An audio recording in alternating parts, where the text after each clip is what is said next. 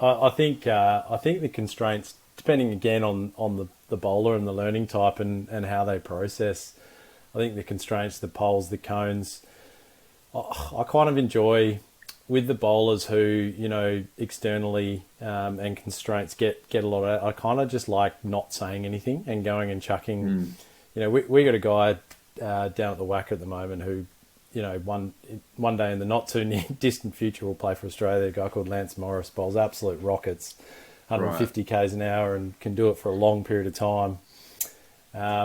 But has the tendency to leak left, rotational bowler, quite a common problem.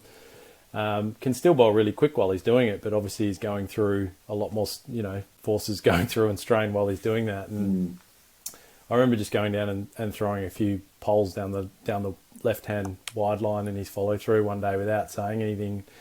And he kind of looked at me funny and just kept bowling. And then eventually he's come up and said, what'd you do that for? And I said, well, what did you feel? What did you feel? And he goes, well, I feel like I have to actually follow through past them straighter. And I was like, oh, okay, what do you feel? How does your energy feel? And he goes, I just feel like I'm, I can get over the top of the ball, and, I feel a bit, his body just has to work that puzzle out. Mace talks about that all the time. And I think sometimes, the verbal cues, can work to an extent, and I like the idea that you're talking about, getting the bowler to actually verbalize that, and then actually writing that down, journaling that, writing it down obviously is a different part of the memory altogether. And how does the motor learning deal with that? You've spoken about it, you've talked about it at length, you've heard about it, now you've written it down. Now what is your body going to do about that?